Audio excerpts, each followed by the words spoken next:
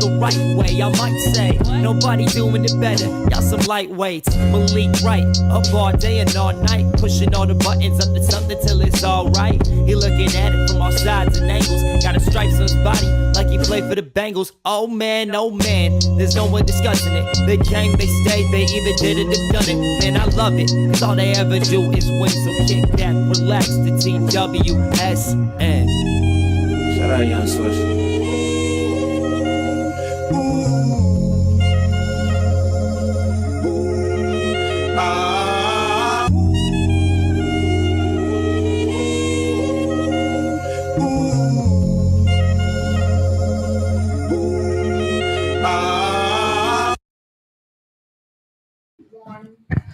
Thank you guys for joining us for another episode of State of the Jungle with Malik Wright, presented by the Right Way Sports Network. I'm your host, Malik Wright. Joined by my co-hosts as always. We've got Evan, we've got Logan, we've got Marissa on the ones and twos, and we've got a jam-packed show. We appreciate you guys for always spending your Wednesday evenings with us, with me, with the crew, with TWSN. Remember, give this video a like, subscribe to the YouTube channel. Also, turn on post notifications so you guys don't miss when we go live or upload content from the TWSN Knock Knock Studios. Boys, this is a nice little show. We got a week of football down, preseason football. Right. We got actual stuff to talk about, actual stuff to chat about. I kind of want to kick it off over with the Amarius Mims injury. I want to talk about that first and foremost, and I want to kind of get you guys' opinion on the long-term outlook with that. You know, I saw a lot of uproar on Twitter, a lot of people saying, well, now Amarius Mims is not going to be in contention for the starting right tackle job. I don't know if this is me breaking news. I don't really know if he was going to win the job to begin with. I don't really even know if it was that much of a competition. I think this was an important preseason for him to kind of get reps under his belt, to prove that he could play at the NFL level, and more importantly, to just gain experience, right? Because you never know when your number is going to be called. So with that being said, I want to hear you guys weigh in on a little bit like that. Evan, I'll let you start us off. Yeah, disappointing, obviously. He was performing really well, doing everything that he was asked of, getting a lot of reps in camp with Trent Brown missing some time. And it's just disappointing to see that he's not going to be able to build on that positive momentum and keep that rolling. Depending on who you talk to, people considered him more seriously for the starting job and kind of being in competition. I do think that they probably would have leaned more toward the incumbent in Trent Brown, quote unquote incumbent, the veteran that they feel has the experience and has the know-how and feels like they could be prepared and not have to necessarily rush along Amarius Mims and his development.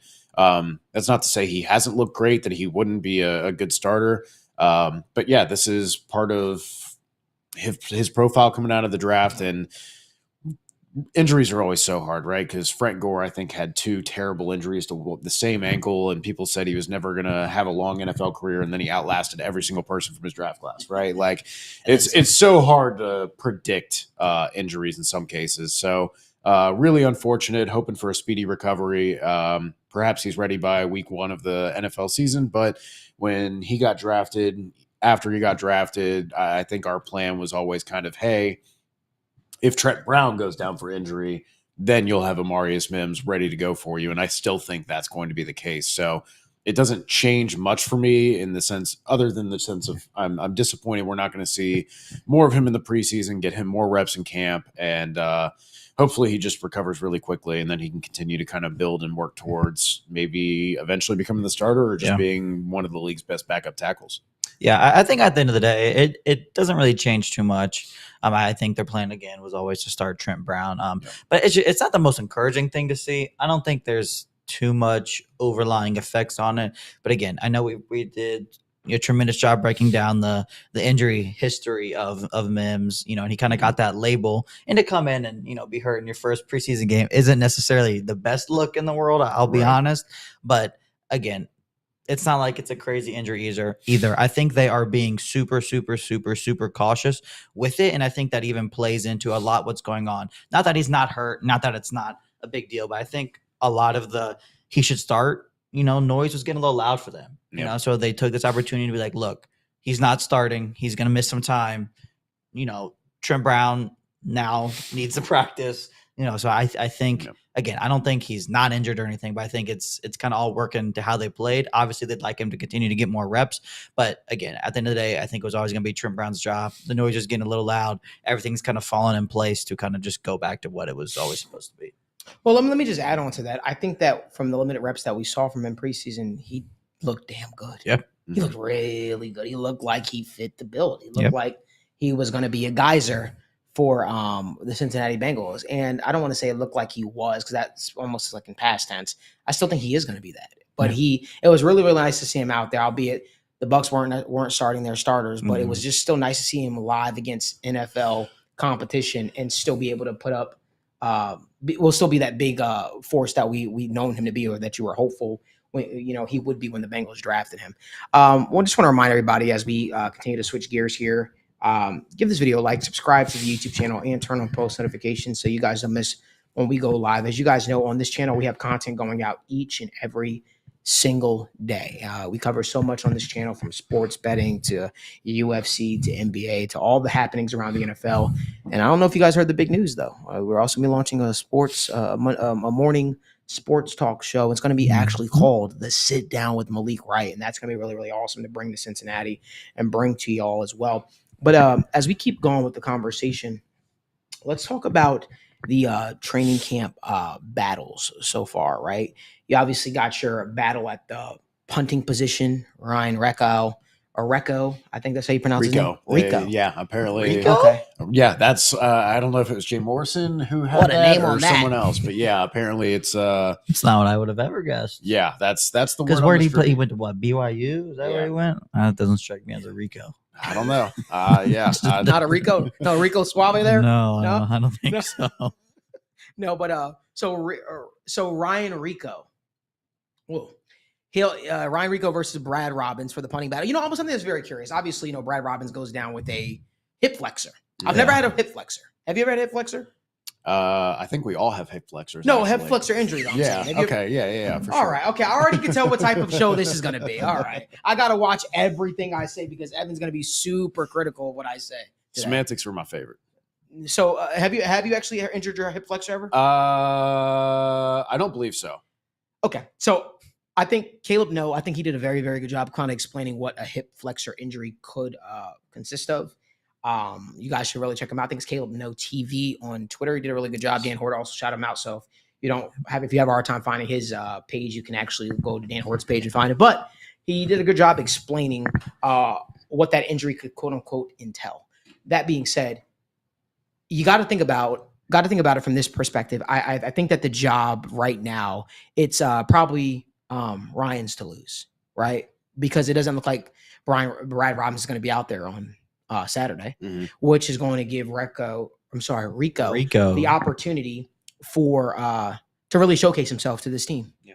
And I think the thing about punting, right?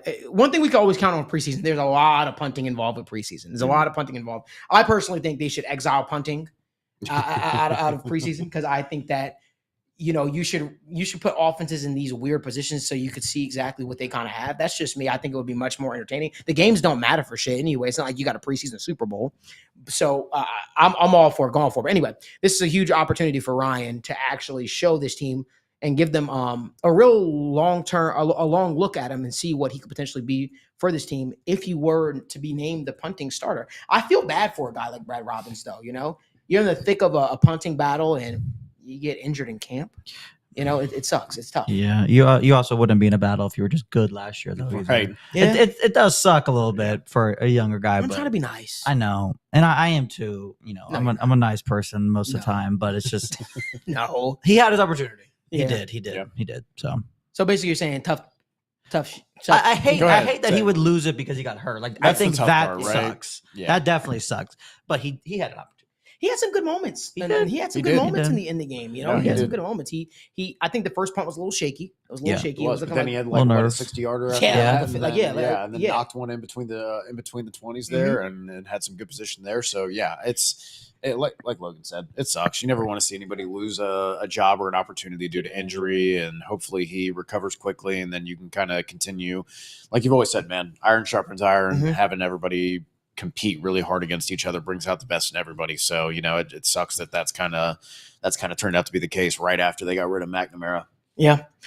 So that brings me to my next point. I wonder, will they bring in anybody else from a punting stage? I don't really see that happening. I think it's going to be Rico's opportunity to really prove that he could be a long-term starter here in Cincinnati, at least for this season. Keeping the conversation going in terms of the battles, if you will. We didn't get to see Zach Moss. Mhm. We didn't get to see Zach Moss, obviously. Apparently came down with a bit of an illness, a bit of a bug. So what were your guys' thoughts on the early returns of Chase Brown's, short limited snaps on the preseason? I mean, it's a preseason. He didn't look great. I think the line that he played with at the beginning probably wasn't the most motivated group either. The starters, everybody was just trying to go through the motions a little bit, get some reps. Right. He didn't look great. I'm not going to read too much into it. I think he's more of one of those guys that's going to work off of a starter always. He's never going to be a bell cow. He's going to be put in situations to where, when he gets a ball, he's got a good chance of succeeding because, whether it's an outside, just in space, you can kind of do that a little more. But when you're the only really active running back with that first group, you're not going to get all the carries can't be designed for you perfectly like they would be when he's coming in. He didn't look great. I'm not too worried about it though. He's always going to be a compliment. That doesn't mean he's not going to be a great compliment, but still I'm not worried or anything yet, really. Yeah. I don't think they were really getting deep in their bag, so to speak, on offensive play calling, as signified by their multiple second and long runs, right? And some protection runs, just hey, we don't want Joe to get hurt. He doesn't need to drop back and do this. We don't need to do this, that, or the other thing. We just need to get everybody just moving the right way, get the play calls in, get everybody used to just getting back into the swing of things and shaking off the rust a little bit and then get them off the field before you have any injuries. It's the thing I brought up constantly over the summer and said, hey, your starters, it's tough to just not play guys, especially if they're rookies or young guys, right? That's usually the exception for me. But the veterans and stuff, I always feel the trajectory of your team can be drastically altered by one injury to a starter, and that has never outweighed in terms of value to me the cost of, here's 5 to 7 to 8 reps of this really vanilla watered down. Here's a screen. Here's a run. Here's a nice little RPO. You might have 1 or 2 plays mixed in, but I mean, I just always feel like the value of having you for the season is greater than the value of that 5 to 7 reps. And then they're not even playing this week. So it's I always have a hard time being that 5 to 7 reps that they got really is going to have them sharp for week 1. I think that comes from preparation and practice and coaching and everything else. Yeah. So, but yeah, to bring it around on Chase Brown, I don't feel like he really had great opportunities. And I think that's not going to be the worst thing for him. And I think you're right that it's going to be a little bit of a combo, a tandem. He doesn't necessarily have the build for the starting back to the bell cow back, let's say, not even the starter. But I do think he could be the most efficient, productive runner, just by nature of when he comes in and spelling and all that stuff that you have. I agree. I want to remind everybody, if you guys can do us a huge favor, give this video a like, subscribe to the YouTube channel, but also drop your questions down in the comment section. As we do every single show, no super chats, none of that. We'll get to each and every single one of your questions, or at least as many as we possibly can. We'll try to answer as many as we can, whether it's a comment, whether it's a question. That's one of our favorite parts of the show. Certainly my favorite part of the show. I thought that he didn't get a lot of great opportunities, I will say. Mm-hmm. I thought that the offensive line struggled to really create those running lanes that we were hoping to see for him. But then again, I think that a lot of people were focused on Joe Burrow to that drive, wanting to see if Joe still was Joe. And he certainly showed a lot, I would say. Mm-hmm. But I think that I agree with the overall sentiment here from everybody on the show is I think that long-term wise, I think that Chase Brown, Zach Moss should be a pretty good 1-2 punch. I just want to see this starting unit, the actual starting unit of the offensive line, work together as a cohesive unit. We unfortunately won't see that until week 1, right? We won't be able to see what Trent Brown can bring to the table, what he looks like in a Bengals uniform until week 1. I'm hopeful. He's a veteran. He's a guy that you expect to be able to put it all together. So I'm sure we'll be on the show talking about that. But this is more opportunities for other people. There's more opportunities for other people to show up and show what they've got. Keeping it going with the same camp battle topic, let's talk about the cornerback battle. Let's talk about the cornerback battle. I just want to say this right off the bat. Outside of that one play he gave up, Dax Hill looked really good. Mm-hmm. Dax Hill looked really, really good. I'll preface it by saying it was against backups, right? It was against backups, but I have I know that he's now taking first team reps. DJ Turner is now taking second team reps. That does not necessarily mean the battle is over. I don't think the battle is over. I think these guys are interchanging. I think you could see a scenario in which Dax Hill is starting this week, and then I think the next week I think you're going to continue to see a rotation. I think Lou wants to know what he has in these guys, but I think the early returns on Dax Hill, what you saw the overall sentiment from so many pundits on Twitter was, damn, that's the guy that we saw flash at Michigan. That's the athleticism that we were hopeful to see. I don't know. I went back and I watched that play. I thought that was an interception by him. But again, it's the preseason. It is what it is. I think that Dax Hill really, really, really impressed. DJ Turner, he showed some flashes as well too. Some things that I would like to see him clean up. Both of them. I think that the thing about the battle between Dax Hill and DJ Turner is both guys had moments where they struggled. But I think also both showed some flashes. What were your guys' thoughts on the early returns of Dax Hill and DJ Turner? Yeah, I mean, Dax had a game, man. That's 4 targets and 3 pass breakups. That's about as good as it gets, right? So props to him on that. Obviously, worth pointing out that he had 33 snaps compared to DJ Turner's 11, and it's a little harder to shine as a corner when you get 11 snaps and you get targeted one time and it's a catch, right? So that kind of leaves a sour taste in your mouth. So I think we're going to have the luxury of this week of having a lot of the starters sitting. I think we're going to get a much better look at a lot of these battles, a much more extended look anyways, which is going to be great information for this. Can't wait to see Josh Newton kind of get in the mix too. I think he's squarely behind Dax Hill and DJ Turner, but as someone who has been worried about the corner depth, you want to see it, right? As hopeful as we are for all these guys to pan out and do well and succeed, it's nice to see him go out on the field and look a lot like the player he was in college 2 years ago, right? As opposed to this previous year. But yeah, Dax Hill looking good. Hopefully he continues to do that, and the secondary ends up being a strength for them, whereas last year it was largely a weakness where they struggled to find consistency.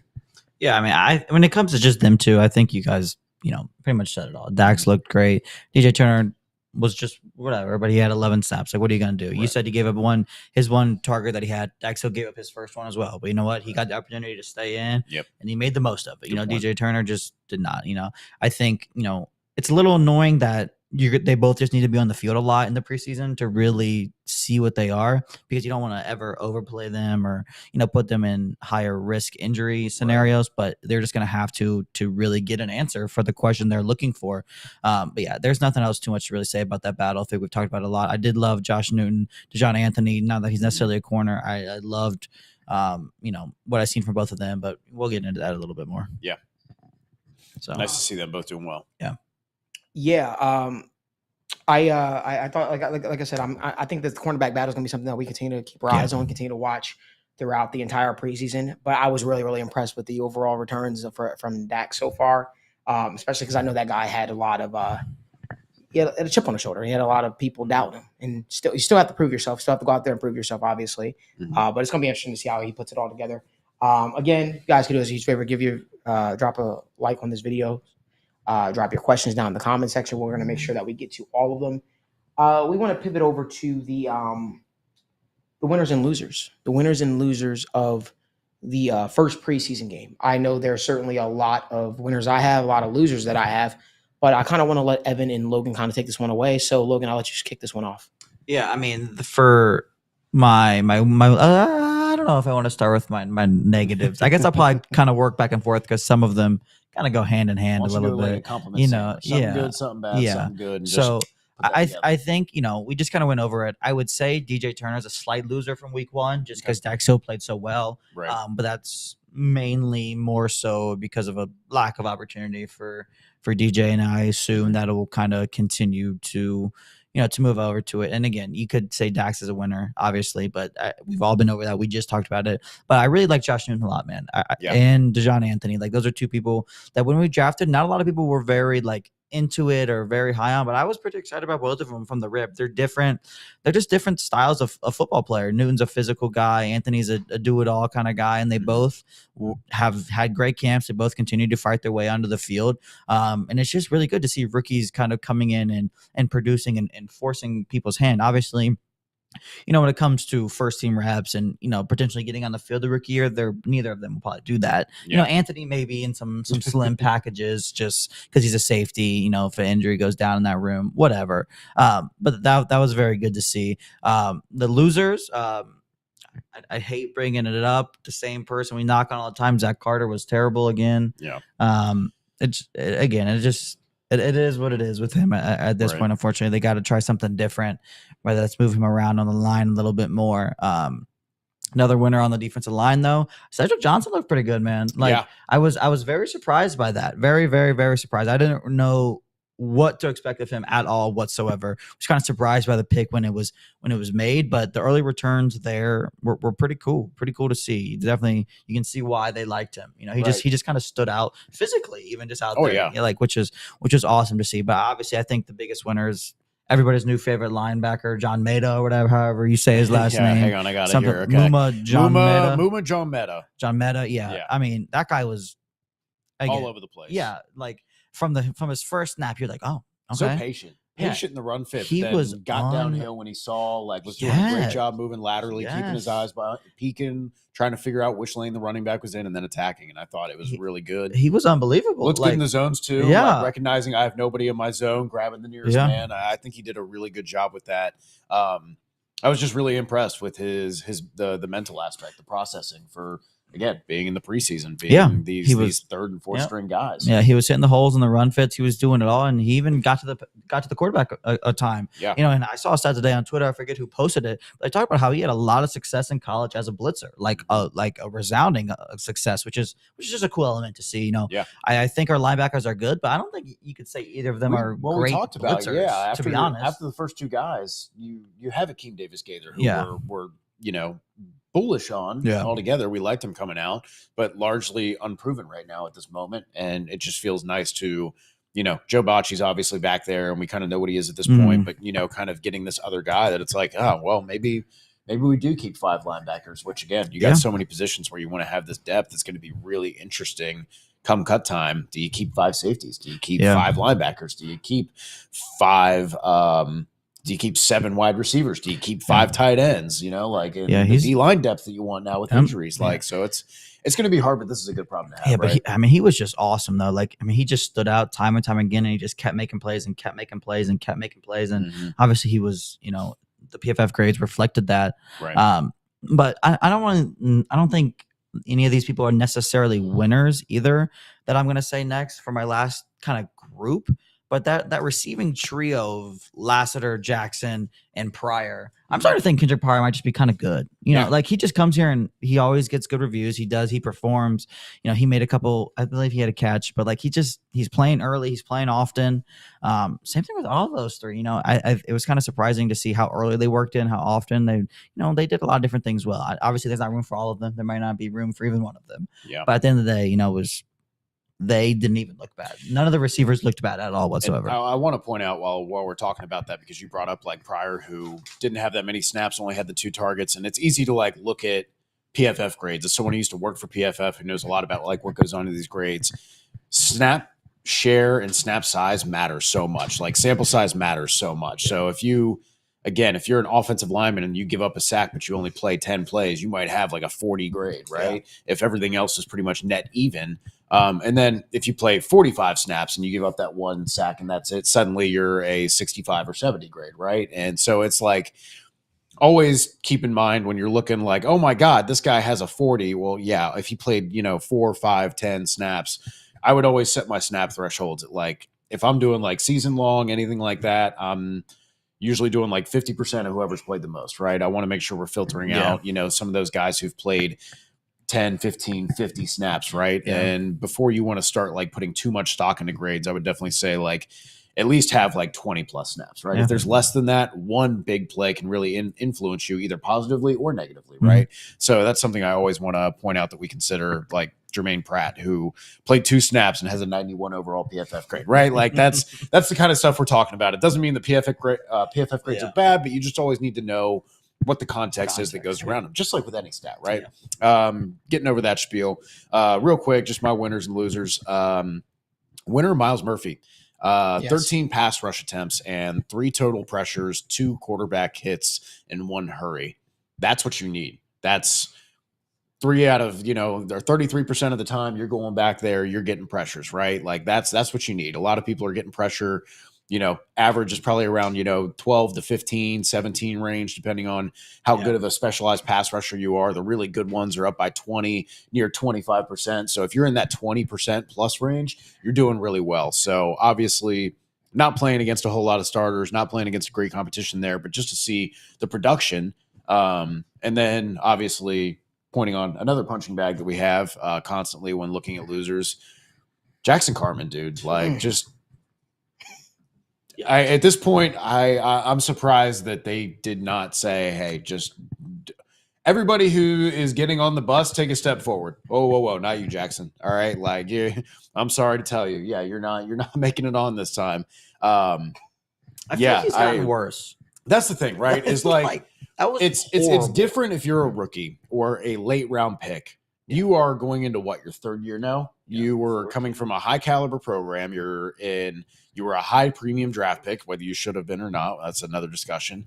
And you now are in your 3rd year and you still look lost. You look worse than a lot of these other guys who are 5th and 6th and 7th round picks. How many guys did we just talk about late round picks that came out and looked good in their first preseason action? Talking about like 2 people that were drafted. Right. And Jackson Carman still just looks fucking lost. And it's not even like, oh, he's struggling with this, that, or the other thing, and you can coach it. It's like, dude, you're struggling with just the mental aspects of things. You're struggling to move, to get into position, to win the leverage battle. I mean, it's basic shit with him, man. And again, I hate to just bag on the guy, but at the same time, I haven't heard reports that, he's always just been working so dang hard, and that's why we love him, and that's why we keep. No, it's the opposite. It's does he care? Are the conditioning issues a thing? Like he seems just kind of not 100% serious about that. You got to be feeling that after you go into this game where you've already had 2 bad years. Like you've got other guys now with Amarius Mims being drafted. They feel good about Cody Ford.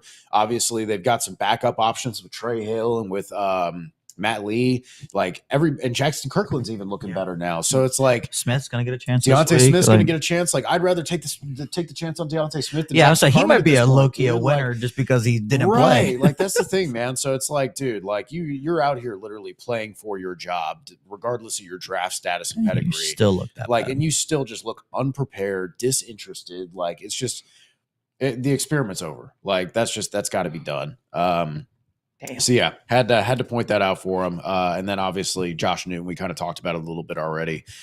Just excited to see good production from the backup boundary corners. That was something that worried me to hell, was what happens to boundary corner if Cam Taylor-Britt goes down with injury again, if DJ Turner gets banged up, if you have to rely on these backup safeties, backup corners when everything was already so poor in communication last year. Seeing them all perform so well, I don't think there was really a corner that I was like, oh man, you really just got absolutely cooked constantly. That is going to be making the roster.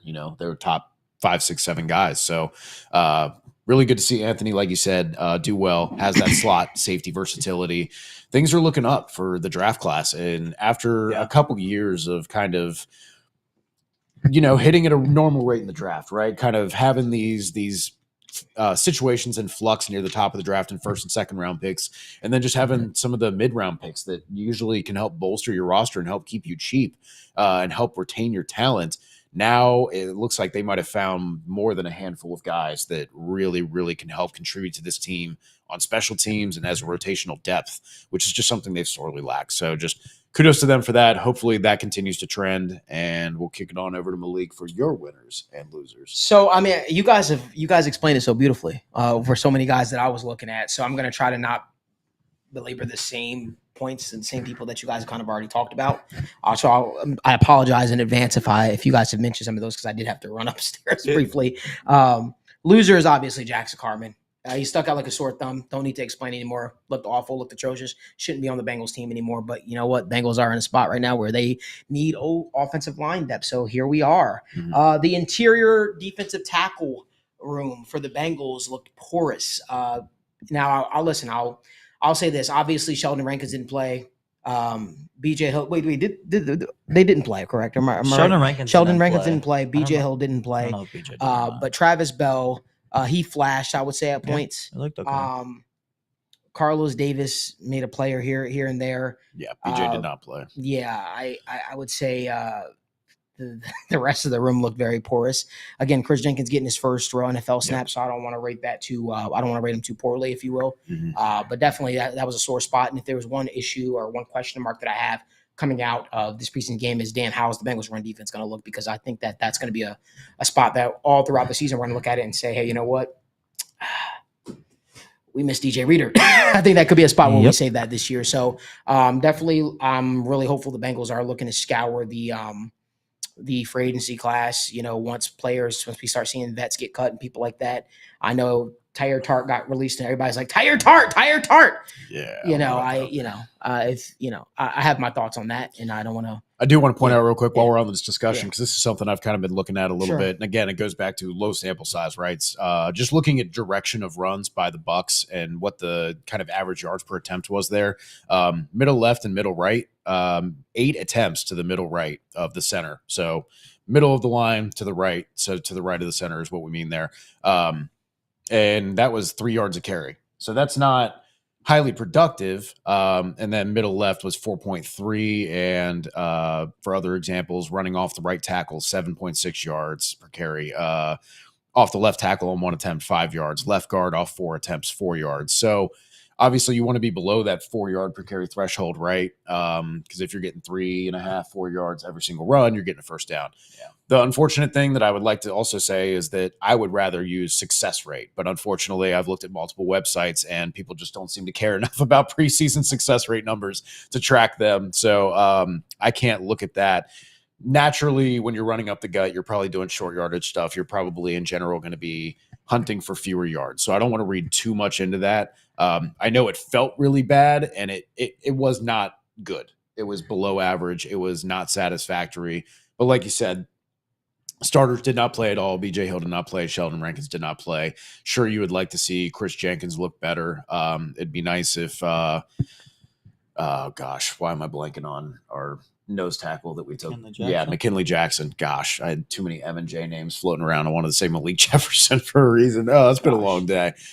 Anyways, but yeah, I definitely think that would probably help fill that role a little bit. I don't want to, again, project too much for a rookie who's already dealing with injury and is mainly that rotational nose tackle guy. But I'd like to wait and see a little bit more before we go into full panic. And I think we'll have a lot more to kind of look at after this weekend. So that's something I'll be watching. But just in terms of numbers, like the 3 yards per carry, the 4 yards per carry, not ideal, but like not drastically dire either.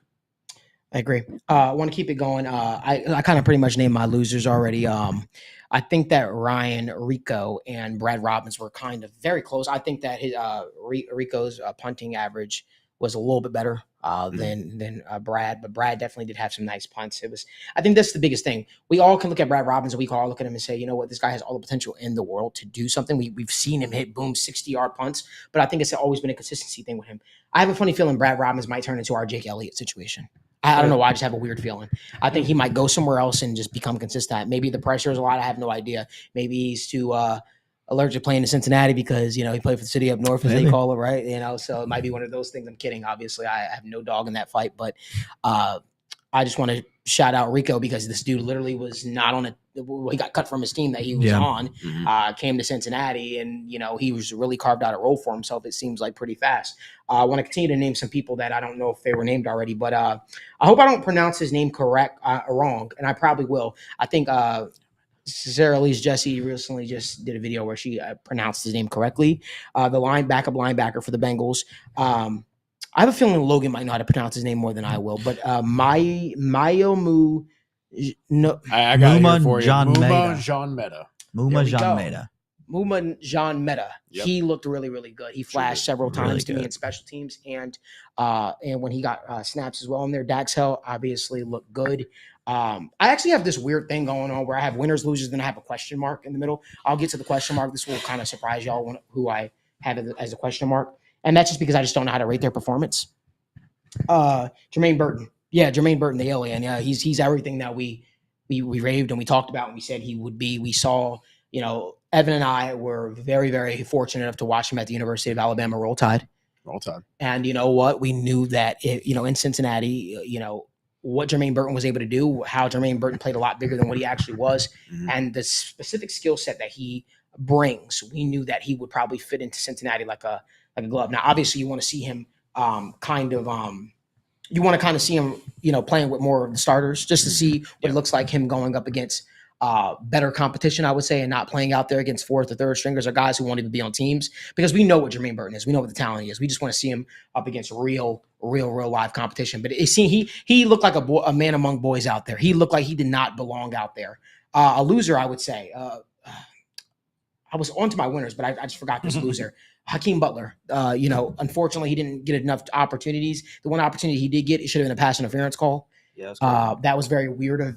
I don't know. They swallowed their whistle on that one, so that was very, very interesting. But going back to my winners, Jermaine Burton, Miles Murphy was another winner for me. Miles Murphy looked really, really damn good. He looks like he's going to be everything that we were hoping that he would kind of develop into. Again, early returns, didn't go up against a starter, so you can only rate him versus who he played against. Who he played against, he looked damn good. Here's a guy nobody's really talking about that looked really, really good to me, Shaka Hayward. Shaka Hayward, the backup linebacker. Here's the one thing about Cincinnati. Cincinnati is a spot where if you're a backup linebacker, you have a real shot to make this roster.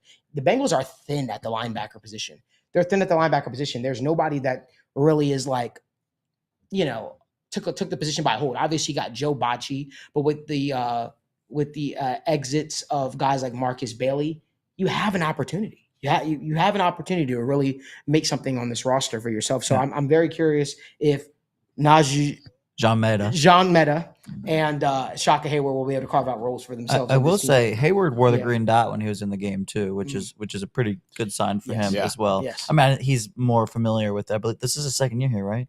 Yes. Yeah. I think it was UDFA last You remember year. who he was? You remember who he was compared to? Jermaine Pratt. Yeah, I remember talking about that a little bit. A lot of his comparisons with Jermaine Pratt, and it's because of his ranginess, his ability to cover. He's a good tackler too. Oh yeah, 1 sack, 4 tackles, and almost every single one of those 4 defensive stops. So he made 5 different instances where he made contact with the ball carrier, and 4 of those constituted a loss for the defense. Just real quick, because we're going to be talking about this, success rate generally is like half the yards to gain or converting on third down. So 1st and 10, you want to try and get 4 or 5 yards. On second down, you want to try and get halfway to the sticks. And then on third, you have to convert. So when we say defensive stop constitutes a loss, that's what we mean. Basically below the desired yards to gain. So that's when you have multiple plays like that, it's going to put people in second and long situations and third and long situations. And there's defenses like the Cowboys that I think a lot of people were like, the Cowboys defense is really good. And I think a lot of people would be surprised to know that the Cowboys gave up a lot of explosive plays, but that's because their bread and butter was, hey, you might get some explosive plays, but we're going to get 2 or 3 big plays that just ruin your drive.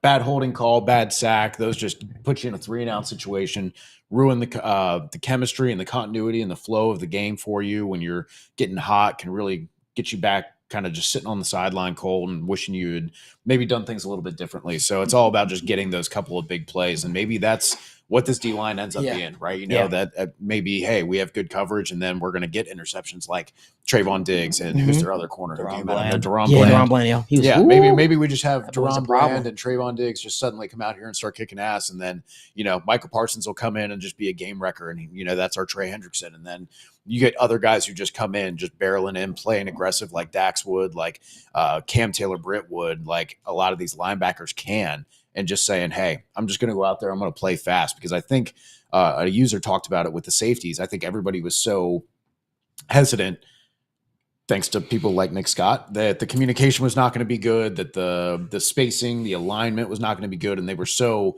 paralyzed by their not fear, but their concern for holes being where they shouldn't be, people lining up where they shouldn't be, and I feel like now they're going to feel a lot more comfortable to just play more aggressive, and I think we're going to see more plays for the defense that work out well, whether that's interceptions, tackles for a loss, sack, etc. Listen. There's nothing better I know in Logan's eyes than talking backup linebackers. Right? But Logan, I want to give you your flowers for a second. You probably don't remember, but when we were doing our whole draft process, when we were with them, you brought up Shaka Hayward. I don't know if you remember that, and you literally talked about when the Bengals picked him up as an undrafted free agent, how excited you were about his potential with this Bengals football team. So the fact that you were able to call that out last year, now it's paying dividends this year. I just want to give you your flowers, man, because every single year, you're weird. I don't know. Every single year, you're able to find these gems, these weird people who we've never even heard of. And he finds them. And then, they're on the Bengals. And it's like there's a linebacker from Southern Methodist that got picked in the 6th round. I just really like what I saw from him. Literally, that's Logan. I don't know how this dude does it. I think that's the part that I'm so excited for him for this year.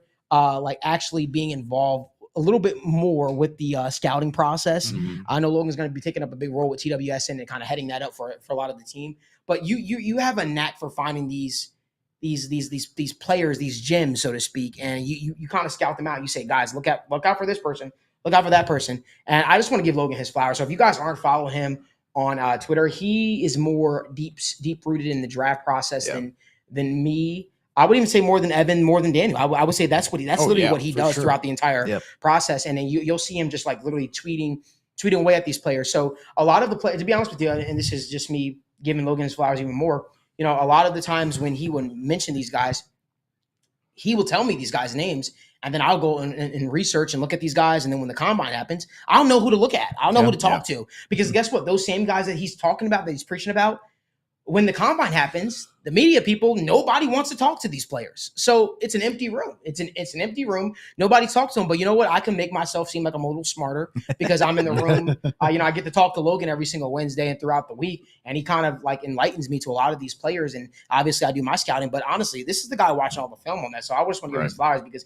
this guy was really high on Shaka Hayward. You were also high on J. Tufele. I was. Right? You're there's all these different guys that are high. Made their way to us. Huh? So there's been a few of them that have made their way to us. Yeah. Listen. So I definitely appreciate it. Listen, we've got over 170 people watching live right now. Woo. We appreciate that you guys are spending your Wednesday with us as always. If you guys could do us a huge favor, give this video a like, subscribe to the YouTube channel, and turn on post notifications. And guys, for the first time, we got a positive comment about the new studio. So let's clap it up. Let's go. Somebody said, okay, now that's what we're talking about, boys. This is a good studio. So I'm happy. We heard your comments, and I think that's the cool thing about this show, guys.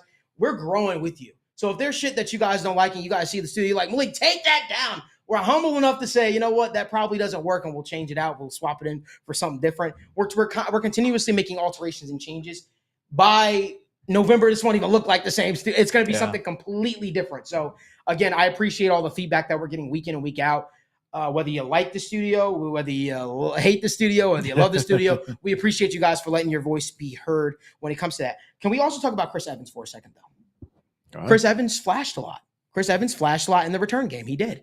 And I think that this new return rule is – somebody say, yay, no more dentist studio office. Dentist office.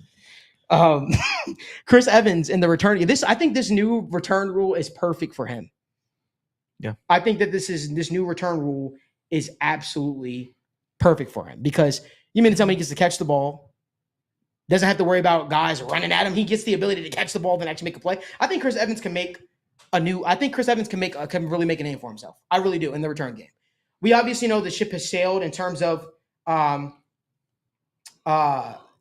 think he can obviously I think the chance for him to make a name for himself in the running back room has probably sailed with Chase Brown, with Zach Moss. But in the return game, that's a spot where the Bengals really could use juice, I think. But here's the problem, though, right? Is if you said he's out of the running back room, basically, right? So you are keeping him for kick returner. Mm-hmm. If you have to make the tough choice with how all these defensive backs are looking, where you want to keep 5 or 6 corners, you want to keep 5 safeties, you want to keep 5 tight ends because you have Eric All and Tanner McLaughlin, and you don't want to lose any of them. And then you want to make sure you have adequate offensive line depth. The D line is already dealing with injuries, so you got to make sure you have enough bodies there. And suddenly it's like you want to keep extra guys at so many other positions where you have so much talent, even the wide receiver room. And is Chris Evans so much better at returning than Chase Brown and Charlie Jones and Trenton Irwin and Kwame Lassiter that he justifies someone else losing a spot who can contribute not only on special teams another way. Yeah. And so that's where I just come up where, yes, you're right. Mm-hmm. He definitely popped and looked the best, had 3 returns, which is the most of anybody on the team. Yeah. They definitely were trying to give him that work. Yeah. I think we'll see other guys kind of get some opportunities and mix in over the coming weeks. But again, it's going to have to be like, you're going to have to be like Devin Hester out here if you really want to make the team. Just I feel like returning, right? I feel like Logan's about this, and I'm sorry if I'm No, cutting you're you off good. in You're good. advance. The one thing I just want to add to that is the reason why, and Evan, maybe me and you have different philosophies. I think we do have different philosophies with certain stuff. I'm sure we do. But I'll say, and you know, that's my brother. We always disagree, but we always agree on more things that we disagree with. And I'll say, I think that the reason why I'm a fan of Chris Evans potentially winning that return job is because I don't want to run the risk of a guy like Chase Brown getting hurt. I don't want to run the risk. Charlie Jones is a guy that I think, and he's flashed. He's flashed. When he was getting the return duties, he looked damn good. And he's a guy that did it at college, and he did it at a high level, and he looked damn good while doing it. So if he wins the job, I'm happy. I'm over the moon. I'm like, yeah, Chuck Sizzle. Chuck Sizzle wins the job, right? But he's not out there right now. Obviously, he's dealing with the little ankle ailment or whatever the hell it was.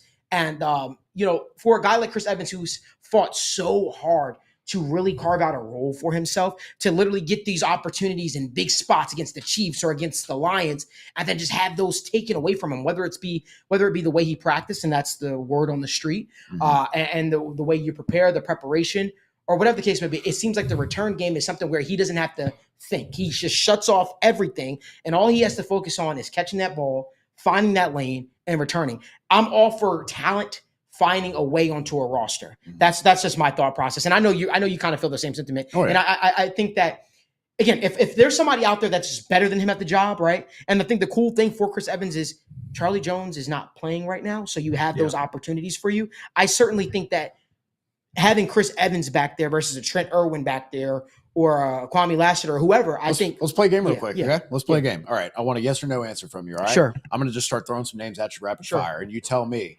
would you be willing to knock them off of the roster and have them cut for the sake of Chase Brown, or I'm sorry, not Chase Brown, Chris Evans, not being a running back, just being a special teams returner, okay? You're putting me in a tough spot. I am putting you in a tough spot. I'm going to agree with you. I'm going to agree with you more than I'm going to disagree with you. That's why we're doing this. Yeah. This is how we talk it out. All right. Shit, let's do it.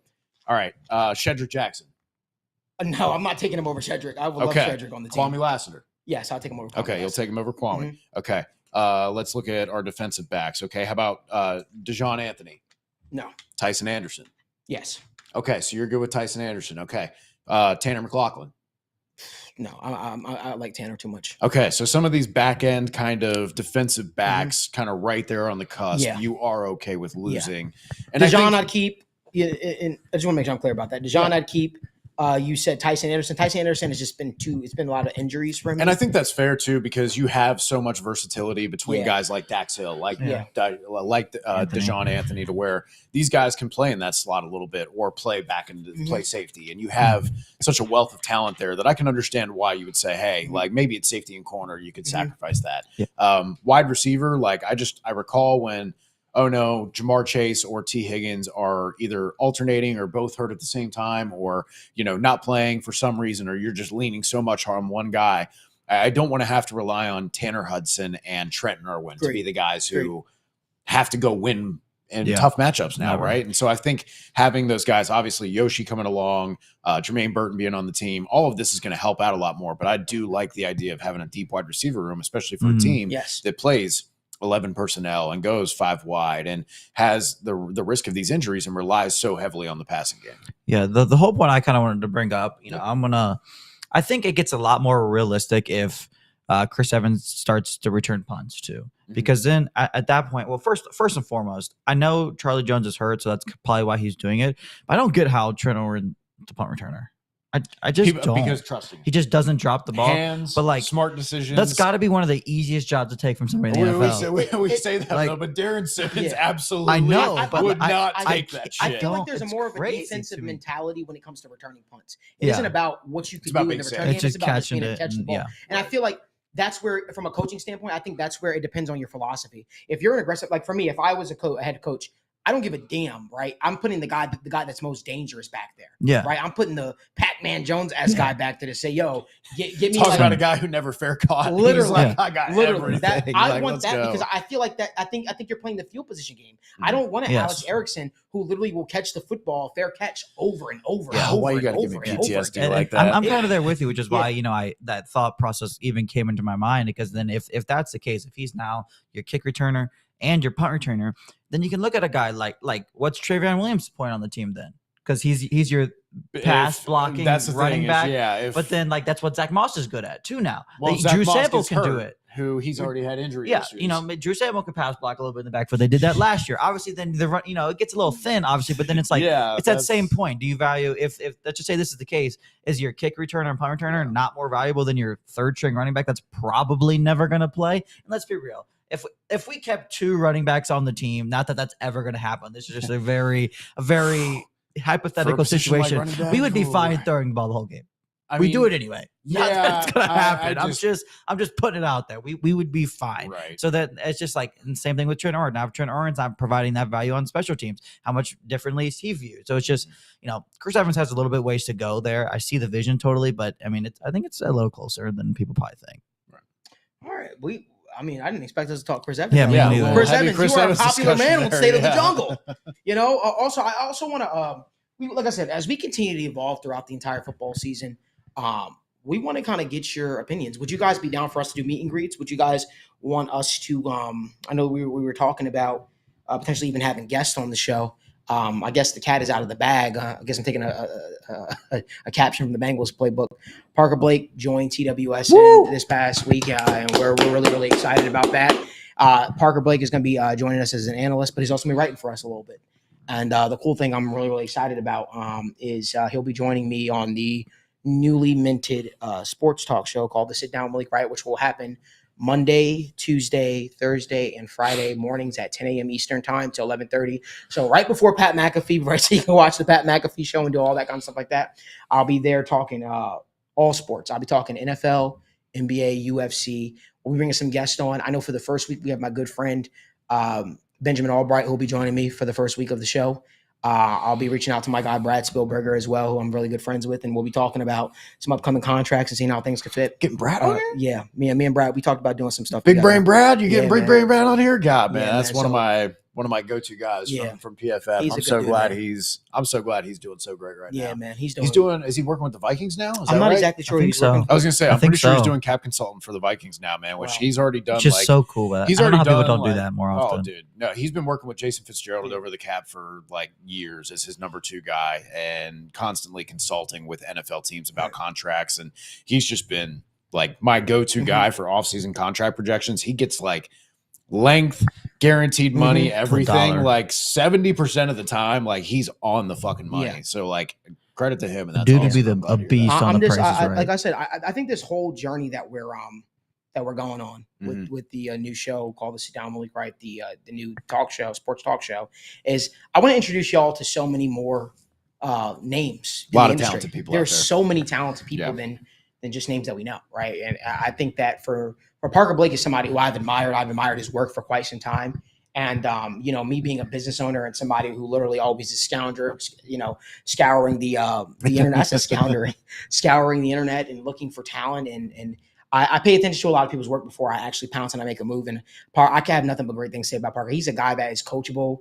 He's willing to learn, right? He's a sponge, and he's always asking how could he get better. And I remember him reaching out to me when he first started about going on this journey. So if we could add a guy like that to our already immensely talented team, I just feel like it's a home run get. I mean, I feel like we've added some really prominent names. We've added Video Game Insider. You guys probably know him, Mike Strahl. He breaks a lot of the news when it comes to NBA, 2K, Madden, college football. So like these are things that, like I said, when I launched TWSN in 2018, I dreamed of, I thought of. So like, even though I'm 28 years old, I'm still a kid that's living his dream, right? I'm still a kid that's living his dream, and being able to add some really, really smart people and that make up for a lot of the space that I don't necessarily know. I appreciate everybody. I appreciate you guys supporting me. I appreciate you guys supporting me on this journey and supporting the people that we have here. But just know that we've got some really, really cool ass stuff in stock, man. We got some really, really cool ass stuff in stock. And for people that were wondering, Was that the announcement that I had? Nah, that's not the announcement. That announcement is coming though. And I'm really, really excited because again, we're going to bring something to the city that I don't think the city's had yet. And I think all of y'all will love it. But I want to keep the conversation going. Let's talk about what we're looking for the Bengals upcoming game against the Chicago Bears. I'll start off by saying this. I'll keep my point short and sweet because I definitely want to get to answering your questions. And if you guys can do us that favor, drop your question down in the comment section because we're going to get to all of your questions as much as possible. So bear with us. I would say the one thing that I'm looking for I'm going to be watching this new backup quarterback, Rocky Lombardi. We finally brought the Lombardi to Cincinnati. I was going to say, brought the Lombardi to the most Cincinnati. like NCAA creative quarterback name that ever was. Like Yeah, no, that's a Heisman winning name right there for sure. Yeah, and I think that I want to see more from the defensive line. Mhm. I need to see more from the defensive 100%. line. I need to see it as a whole. I want to see it. Yes, Daniel is coming back too. Daniel will be back the last week in August. We officially got that down. It was important for him to come right before my birthday. My birthday is September 2nd. That's the day we actually launched the show. So he will be back. I'm really, really excited about that. So like I need to see more from the defensive line. It's very hard for me to say I want to see more from the backup offensive lineman because I think the expectation is limited. Oh, there's one guy we didn't talk about. Matt Lee. Lee. I was saving him for this one a little bit. Matt Lee. I'm excited to see an extended look at Matt Lee. I'll let Logan talk more about that. Yep. I think it's very, very simple what I'm looking for. It's very hard because again, starters aren't playing.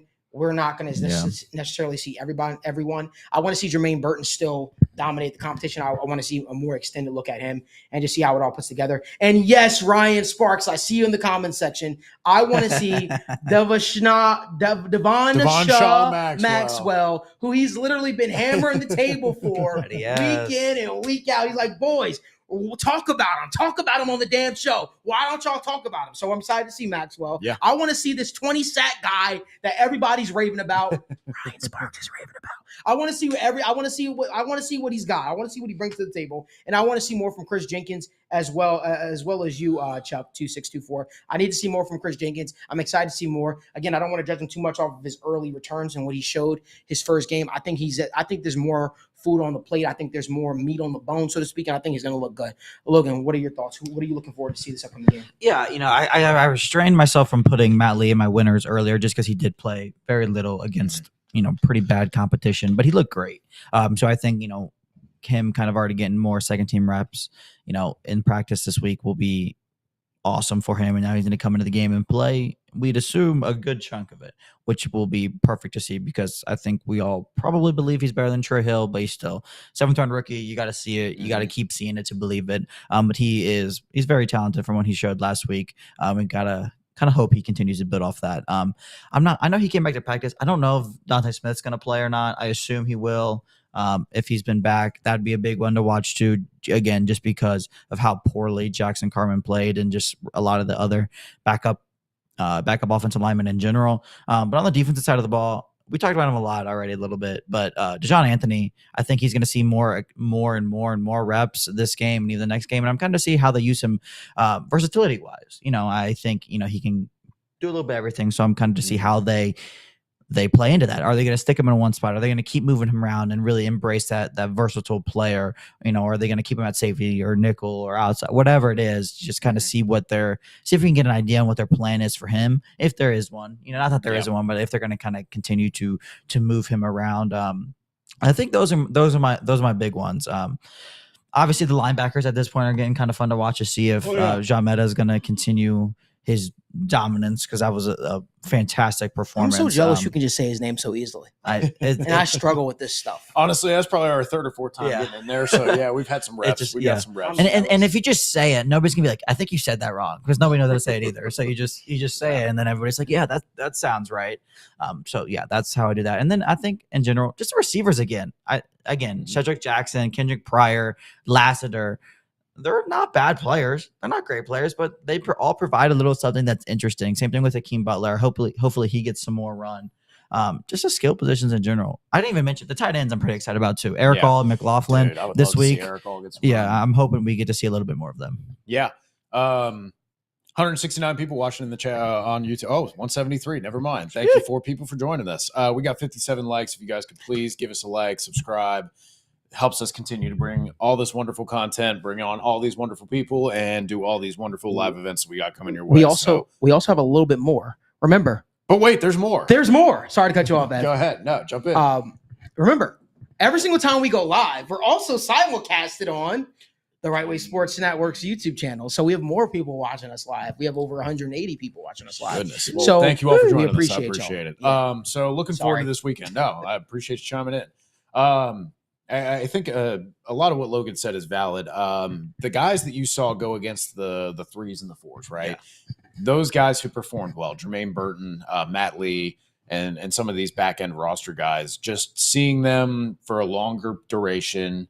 Second team guys, apparently Matt Lee and Jermaine Burton have also been getting runs with the twos and the ones respectively. So just really interested to see that. We talked previously about how it seemed like the Bengals were kind of doing everything they could to keep Trey Hill on the roster by trying to get him out there on special teams a little bit and see if maybe he could fill in a role in this new kickoff as being one of those bigger bodies. But you know who's great for that is a bigger body who also moves very well in space, and that is Matt Lee. So if he continues to look very good against the twos, I'm going to be very excited about his potential as kind of that backup center role. Definitely going to be looking more at kind of the guys like Jackson Kirkland, trying to see Deontay Smith if he can manage to get out there.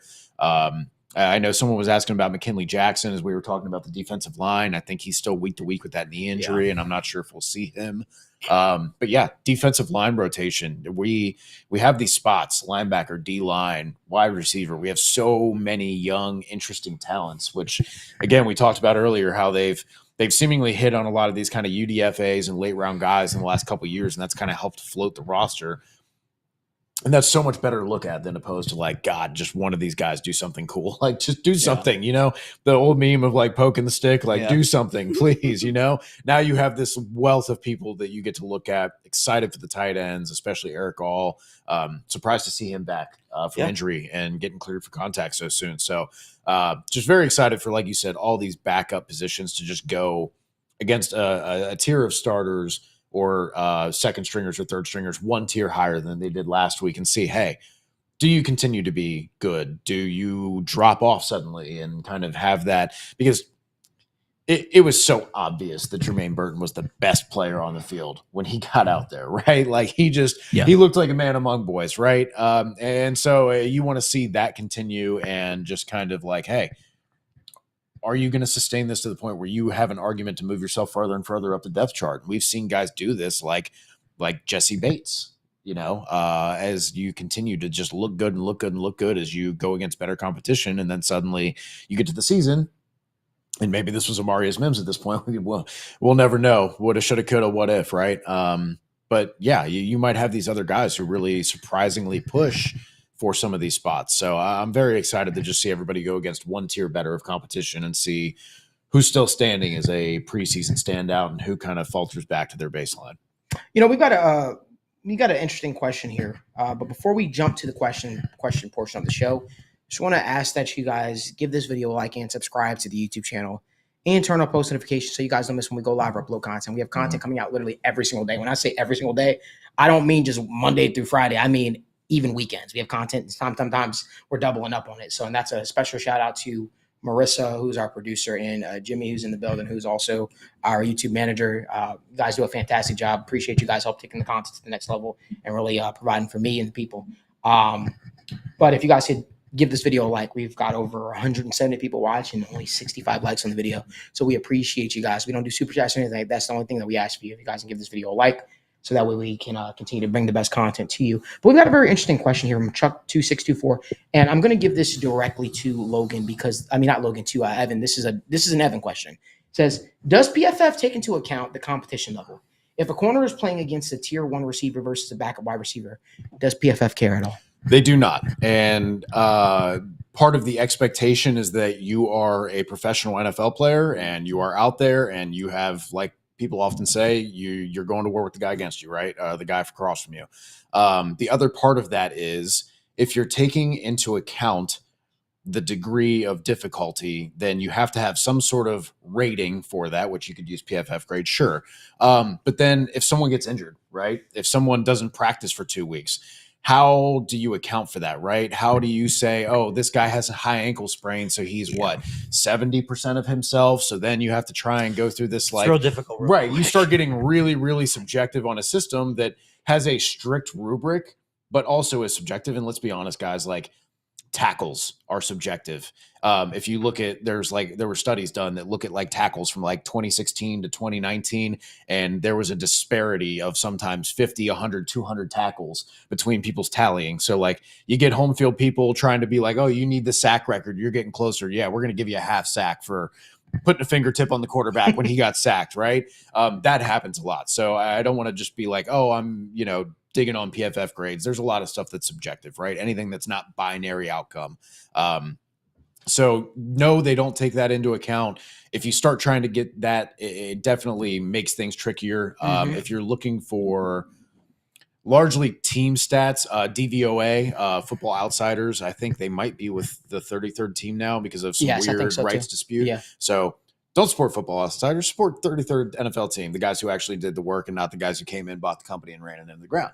Fox Media, Bars. looking at you. So no, they don't. Great question. Feel free to ask any PFF-related questions that you have throughout the season. I will answer them to the best of my abilities. It's definitely one of those aspects, but that's the important context that we talk about when going into stats. Is it's important to understand where stats are strong and where they're predictive and when to use them, and when stats are, not always as predictive or reliable or can just fluctuate and are maybe fun stats, but at the same time they're not very valuable in terms of like predicting how good someone is. If it's, oh, Jamar Chase has 10 touchdowns and wearing white cleats, that's a fun stat. It doesn't mean if he wears white cleats, he's going to go out there and do that. Like it's the same thing. Oh, running backs, when you have 25 touches, you're 10-0. God, fucking shoot me if anybody says that to my face. You're just literally saying like, okay, yeah, we get into this all the time, right? Like I say, cancel State of the Jungle. God, we do this every year, and ultimately you're going to see it like 8 weeks in. There's going to be some team that's 4-4, and they're going to go, the Cowboys are actually 4-0 this season when they run the ball 25 times. So they should just run the ball. Fuck it. Why throw the ball? Just go out there and run it 25 times. You win, right? Like it's almost like, oh, when you're winning the game and you're trying to salt it away and you're trying to kill the clock, you might be rushing at a higher rate. And if you're losing, you might be inclined to pass more. I know, crazy, right? So sorry to go off on the tangent. No, you're good. That's a hot button topic for me. So we'll throw it back to Malik and let me cool off over here for a second. I love seeing Evan fired up. All right. Like there's nothing like a Wednesday evening seeing Evan fired up talking about football. Got a question in here from Jacqueline Hyde, our guy. He says, request from my mom who's tuning in for the first time. Shout out to Jacqueline Hyde's mom. Appreciate you for tuning in to State of the Jungle. Hopefully we kept you entertained and you want to come back each and every single Wednesday with us. But he says, request from my mom tuning in for the first time. Can y'all talk about Uno's hold-in? Yeah, Uno wants to get paid. He wants to get paid. I'm just going to say this because I don't know if this has been overly stated as much. This is really cool for the Bengals. Not the part that he's holding in, the part that he's asking to get paid now versus like waiting. Because I personally think his contract is going to be so much more expensive if you were to wait 2 years from now versus paying him now. This is a bargain chip. This isn't what you often see from a lot of players, unless they are fearful that, hey, I might not, maybe the best is behind me, right? I don't think the best is behind Uno. I think Jamar Chase has so much more to give. And I also think that the fact that he wants to get paid now, whatever you sign him to now is going to probably almost seem like a bargain.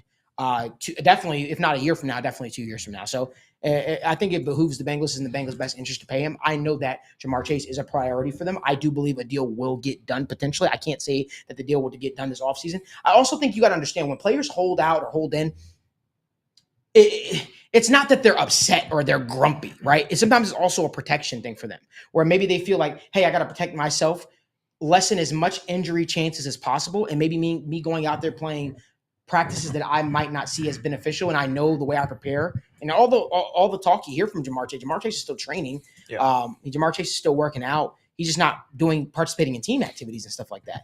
Outside of him missing that one practice this past week, which we don't know what he had going on in his personal life, something came up, whatever the case may be, he's going to be out there for the Bengals week 1. He's not going to miss real games. I have a hard time seeing him miss real games. And I love the report that came out. The reason why he didn't hold out is because he would have missed out on $3 million by by day 3 of training that he did cold out, right? So obviously the money he's making isn't bad. It isn't egregious. You know, it's to the point where he understands that, hey, I might want to get paid and stuff like that, but also it's a protection thing. Why would I go out there if I don't have a contract in place and I know that I'm due for a huge contract? I'm with the team in Chicago right now. Yes, he's with the team in Chicago right now. I'm watching practice almost each and every single day. I'm getting those mental reps. I know the offense. Why do I have to be out there each and every single? I understand that the overall sentiment is we want to see him out there. We want to see him out there. We want to see him playing. We want to just see the team gelling together. But I also just want to caution people. A lot of it is health related too. You want to make sure that you don't end up with an injury. You want to make sure that you protect yourself as much as possible. You want to make sure that you're not putting that wear and tear on your body, because guess what? You don't have a long-term contract in place. So you want to make sure that when that time comes, when week 1 comes, you're at your absolute best for this football team. I hope that I explained that in the I want to point out too that again, it's important for me to reiterate that right now, like on the rookie contract, you really can't hold out. That's why he's doing a hold in, right? He's still showing up. He's still on the sideline. He's still doing individual drill work. He's still just kind of there, meandering, interacting, all that. Because if he did what Saquon Barkley or Aaron Donald originally tried to do, the way that CBA is set up right now is if you're on a rookie contract and you actually hold out like into the season, you lose a year of eligibility, which means instead of hitting free agency after your 5th year, you now have to play another year. So you get to not what they want. Right, which is the opposite of what you want, because as a player, you make the most money by hitting the market repeatedly. 2-3 year deals every time, because other deals are pushing that number up. So you want to try and get to market as often as possible. That's the way to maximize your earnings. And so there's no incentive for him to really do a complete holdout where he's like, I know some people are like, oh, he might not play for the first 3 or 4 or 5 games. And it's like, if you do that, he's going to lose a year of eligibility. So then he has no leverage. He's only hurting himself. The Bengals don't get hurt by that. They get to keep him for another year, right? So I think you'll see him play. I think this is just a way of him through actions speaking to, I want this done quickly. I really want this done urgently. And I believe I deserve to get paid and have shown enough for that, which I think are all valid points. But again, he's not out in the media just talking into the camera, causing problems. His agent's not doing it. This has been a very largely like tight-lipped situation where even NFL insiders, quote unquote, which, you know, it's the Bengals. They don't talk to these guys. And if Jamar Chase and his agent aren't frustrated, they're not talking to people, right? Which is why we haven't gotten so much information. That the same thing with Joe Burrow. We were just kind of in a holding pattern and kind of waiting. And then finally it happened. Like, it's going to be much of the same with Chase. There's not going to be small tidbits. I don't think it's not seeming like it's going to be as contentious as Jesse Bates and T. Higgins, right? It definitely feels like if not when, or sorry, Right. when, not if. Right. There we go. That one. But yeah. There is a great question. If you guys can give this video a like and subscribe to the YouTube channel and turn on post notifications as well. We got over 150 people watching, 72 likes. We appreciate you so much for tuning in and spending your Wednesday evening with us. And Jacqueline Hyde, I'm glad that we can help make your mother's night. We appreciate her and you tuning into the show. Just Shrek, our guy, man, he's a huge supporter of the show on Twitter, on the comment section each and every single week. He says, did you see anything of note different in the play calling in the first preseason game? I'm happy that you brought this point up. I'm mad at myself because I went to a meeting the other day and I had an entire notepad. I was watching the Bengals game, and just so y'all know, when I watch games, I write a lot of notes down. That's just how I watch games, because I want to be able to have talking points that are things that I want to go over, talk about, discuss when I do my recap show. And one thing that I noted was I saw a lot of motion from the Bengals. I saw a crap ton of motion from the tight end position, from the receivers. And it was more than just, it wasn't like window dressing stuff. It was actually, you could tell like it was a part of the play, right? It was just a lot of stuff that I you saw the Bengals implement at points last year, but I saw the tight end position in motion a lot, which was kind of new for me. And they weren't just getting in motion doing that thing that the Bengals do where they call a receiver in motion and then the receiver lines up behind the guard or the tackle and there's an extra blocker. No, they were actually running routes off of that play. So that was something that I thought was very, very interesting to me. And I said, oh, okay. Imagine Mike Gesicki in motion. Imagine, making Mike Gesicki, who's already a mismatch, an even bigger mismatch. For me, I was like, damn, okay.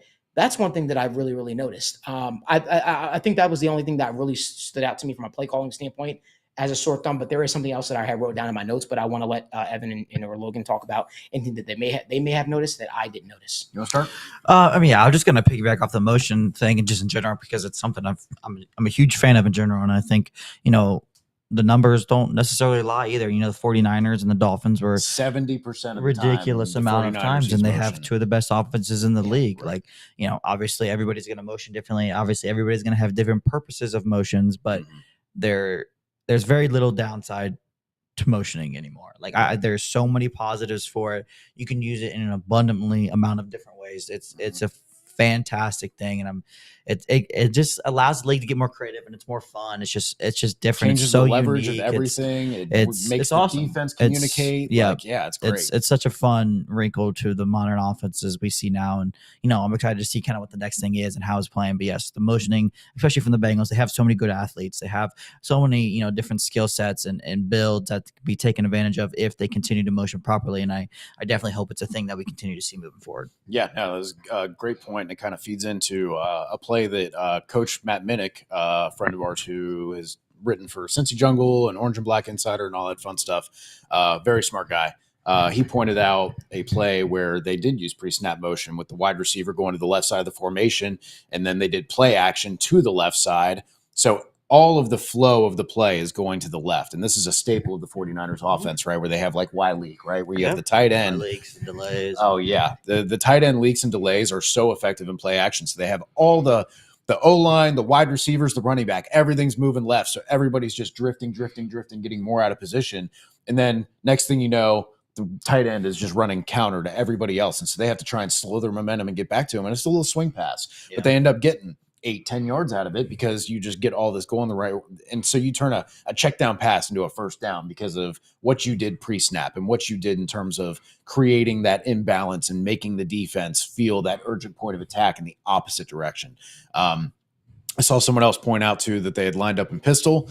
I'm a pistol truther, especially as someone who, me too. When the Bengals want to go under center so much more, Joe Burrow wants to be in shotgun and keep everything in front of him.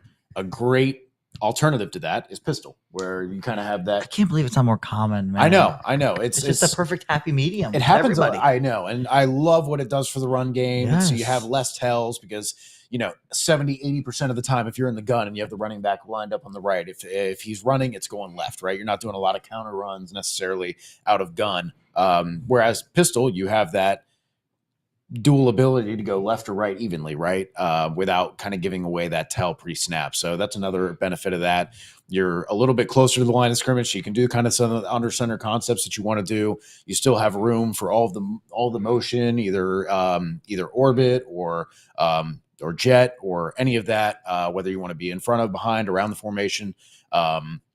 No, it just gives you a lot of versatility to how you can attack things. So I would definitely like to see more of it. It doesn't need to be their bread and butter, so to speak, but it just opens things up a lot more for the offense while getting the best of both worlds with both Joe and the Bengals' interests in mind. We've got another question here from our guy, Nick.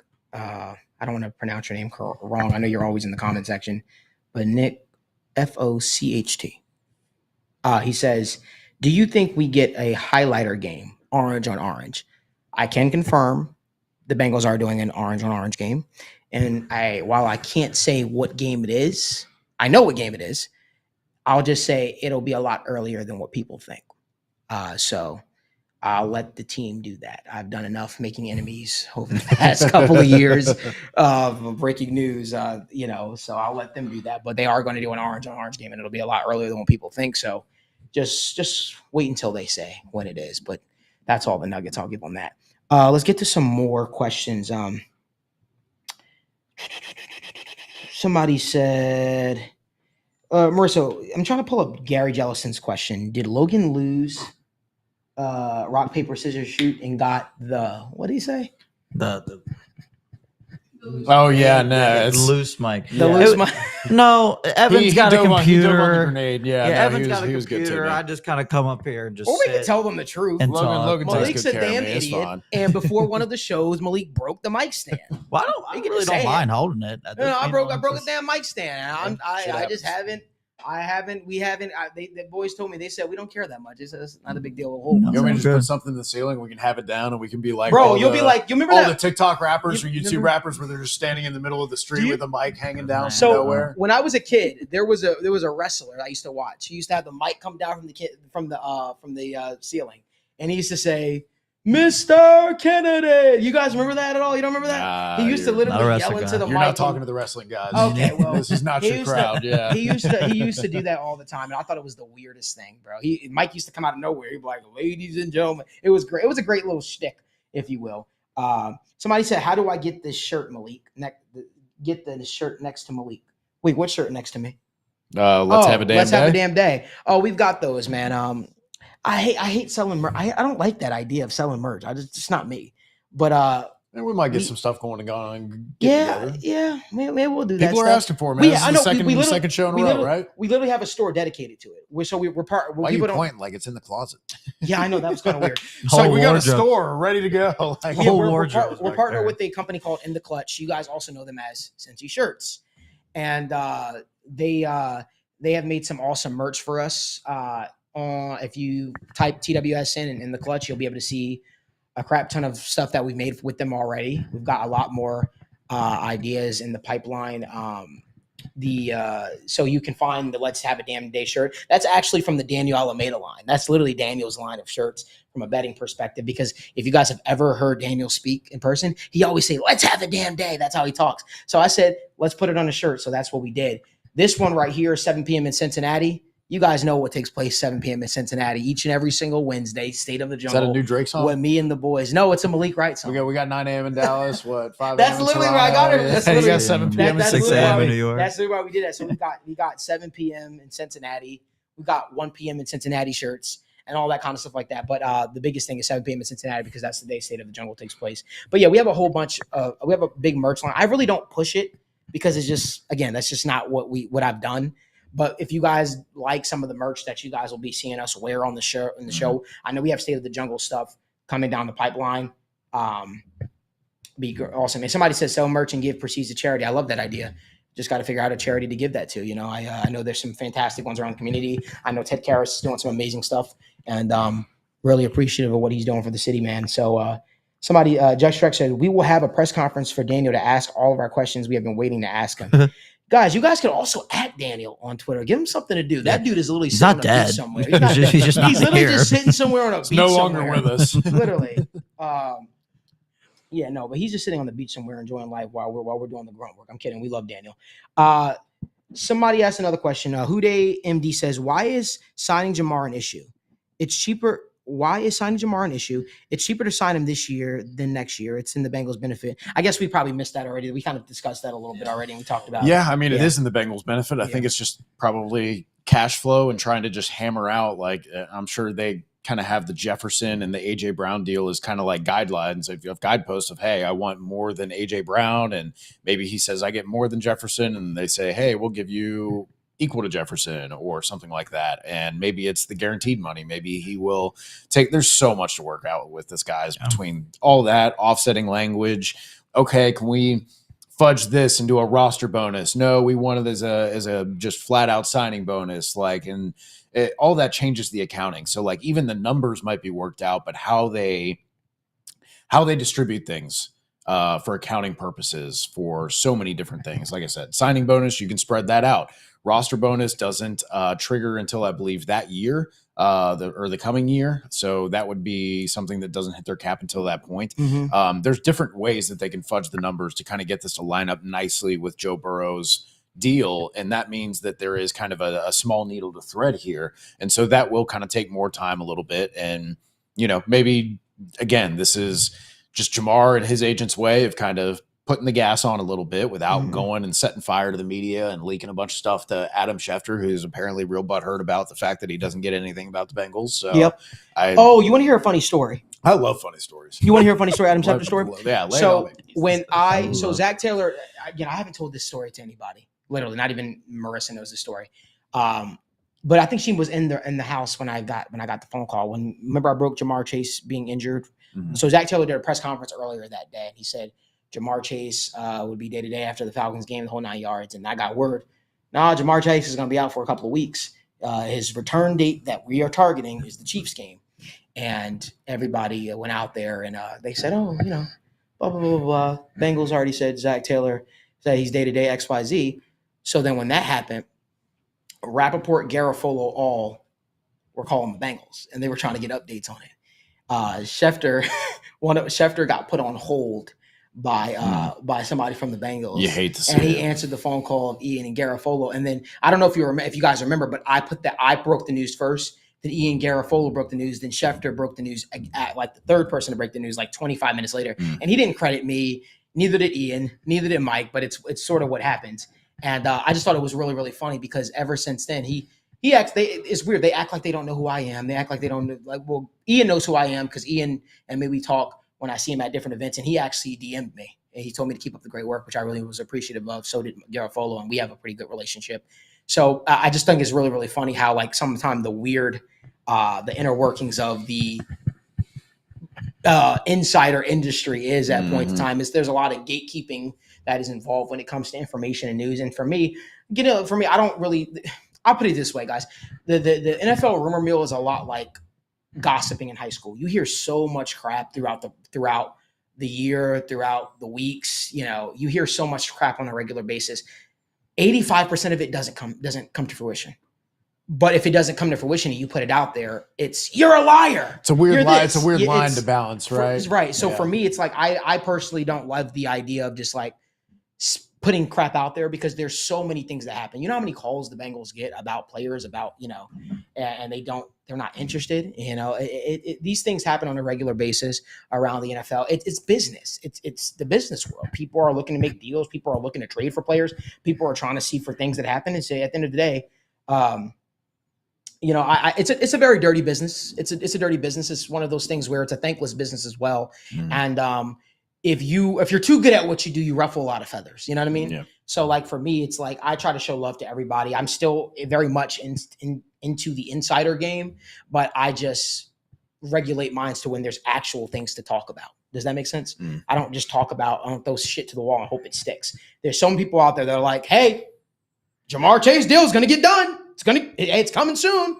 And it's like, yeah, bro, they're talking. Like it is. But until like there's actual news to update, like I'm not going to do minute by minute updates, right? Right. It's just a weird thing. Like one of the weirdest interactions I've ever had with an agent was Dave Mogetta outside of a Bengals game for the Jacksonville Jaguars. One of the weirdest interactions. He gave me his phone number, the whole 9 yards, and it was like he was in Cincinnati to talk to the Bengals about Jesse Bates' deal, the whole 9 yards, and it didn't come to fruition. Obviously, it was what it was, but these things are a never-ending cycle. The insider game is a never-ending cycle. Sorry to keep talking overboard, guys. So I appreciate all the questions and all that good stuff. But Nick asked another question. I hear the Betfred suite is still empty and would look great as a TWSN suite. That is a good avenue to use merchandise sales for LOL. So what's funny? We actually looked into getting a suite this year. We did look into getting a suite this year. But what's crazy? I feel like it's a lot of fucking money. Just for one. Yeah, it is. It's one of those things where relatively, it's something that it would have to make sense. It's got to have utility too.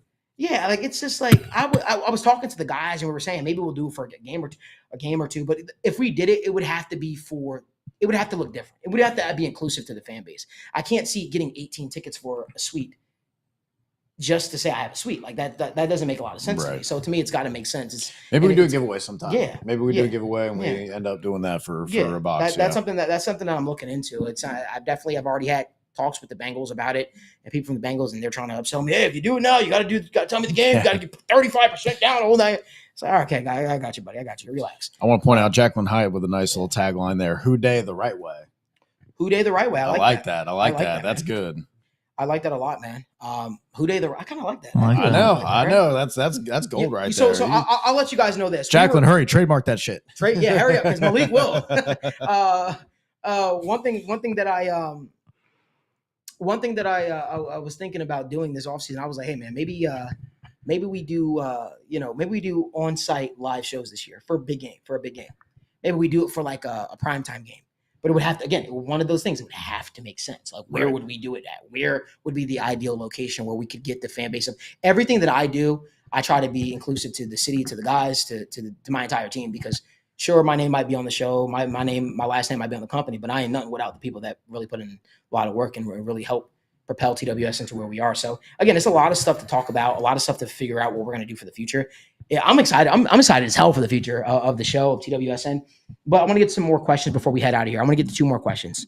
One of the questions is from Dr. 3 Co World. He says, "What do y'all think about us bringing in a Yannick or Lawson at the edge position and Howard or Gilmore in the secondary to put us over the hump all the way?"